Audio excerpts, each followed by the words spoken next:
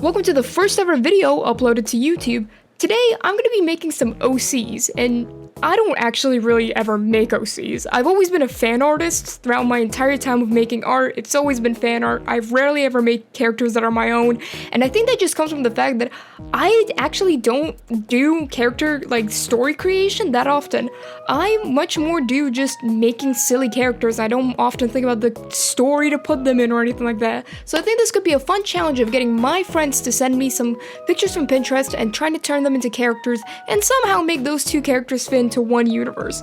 With that, let's get started. The first person I ended up asking was Milkway to send me a few pictures with the theme of the 2000s, and what we got is a skateboarder who loves to smoke and photography, and with that, I think we can get started. I had a vague idea for a pose already, so I kind of just jumped right in and started drawing, and I don't know, I think he turned out pretty well. I like him. I don't have much of a story for these guys. I've, again, never been a guy to make OCs, so I don't know much about them, but I do know that these two would have been next door neighbors. I know you haven't seen the other character yet, but I think this guy is kind of like, when they were growing up, she wasn't allowed to hang out with him. He smokes, he skateboards, so he's kind of like a bad boy, but once you get to know him, he's really sweet. He's just a nice dude who just happens to pick up a few hobbies that aren't the most, I guess, well accepted in the 2000s. I really like drawing him. He's really silly. He's a cool dude. Once we get to it, you'll get to see his shirt. At first, I was really struggling to make a graphic tee, but then I got the idea of a lifetime. Some random headcanons I just came up with for him are that he really likes animals. I think that'd be a really fun one. I genuinely don't really know what kind of story these two would be in. I don't really make stories that often. You can tell I don't make OCs. You can really tell that this is more of a character design prompt more than an actual story prompt. But if you in the comments want to go ahead and make them some sort of story or anything like that, I'd be more than glad to read them. So with the whole pose with the skateboard, I wanted to make sure I included that because if he skateboards, what kind of drawing would this be if there was no skateboard? And as someone who does skateboard in real life, I haven't skateboarded for quite a while actually, but I do have one. I did partake in the hobby back in high school, so you know, I did do that. I wanted to make sure that he had his skateboard, he had his fun. I was trying to play around with a bit more with some of the textures later on. You'll see me adding the texture to the pants and all around. I was just having fun with creating these characters. I tried my best to really encapsulate the early 2000s skater boy vibe. I gave him a little eyeliner, if you saw that little boy eyeliner. He also has a I forgot what it's called, but it's a piercing on the lip, on the lower lip. I forgot what it's called. I know there's a name for it. Here you can see struggling with the you can see me struggling with the graphic tee. I first didn't know what to do, and then I think God spoke to me or something and told me, you gotta draw high as fuck Garfield. It just gotta be what happens, and that's what I did. I was gonna draw a full one, but I realized I don't have a reference at the moment, and I was just like, yeah, let's just do the shirt. Let's just do just the face. Either way, it's covered up, so, you know, you can't really see it that much, but I had a lot of fun making this guy. I think Matthew is a little silly dude, and if you want to comment down below what you think, he does or anything like that, feel free to, because I'd love to hear your theories about him, because I'm not creative and I'm a little bit stupid.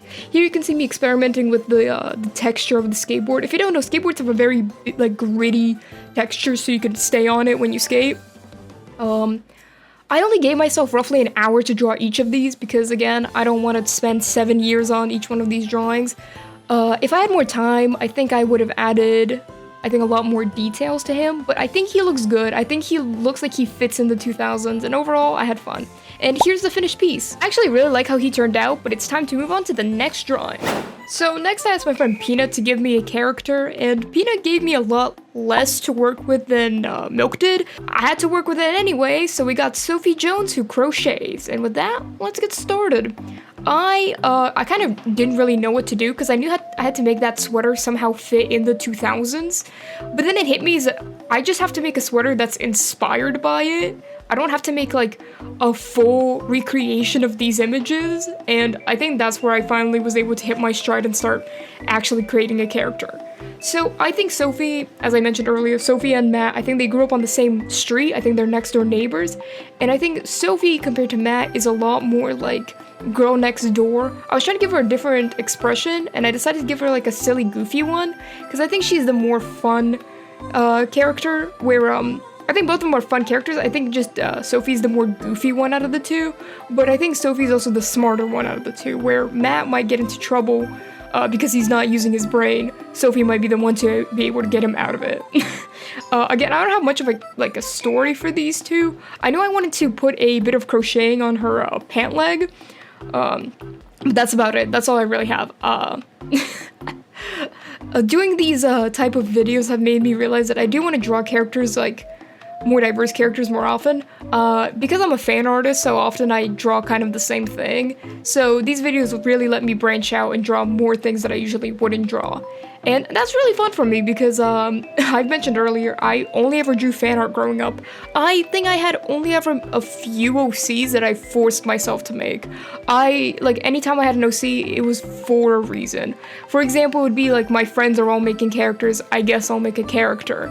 Or it was, I wanted to make animation memes at some point in my life, so I was like, but I need an OC to make those, so I made one.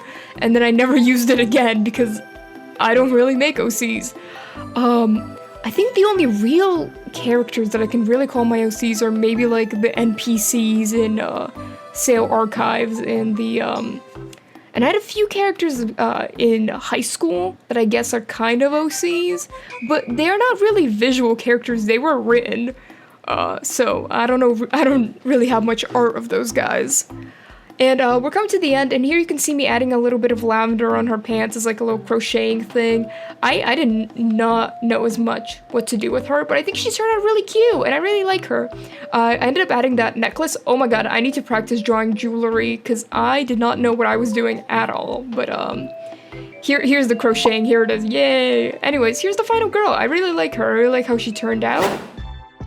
Thank you so much for watching all the way to the end of the video. If you enjoyed this video, make sure to comment, like, subscribe, all of that. And to comment down below if you are another person who often makes fan art over making OCs, or if you're a big OC person, just let me know, because I'm always curious if I'm the only person in the world who's out here hating making their own stories and just drawing other people's stuff, because, I don't know, maybe I'm not that creative. Anyways, thank you for watching the video, and bye-bye!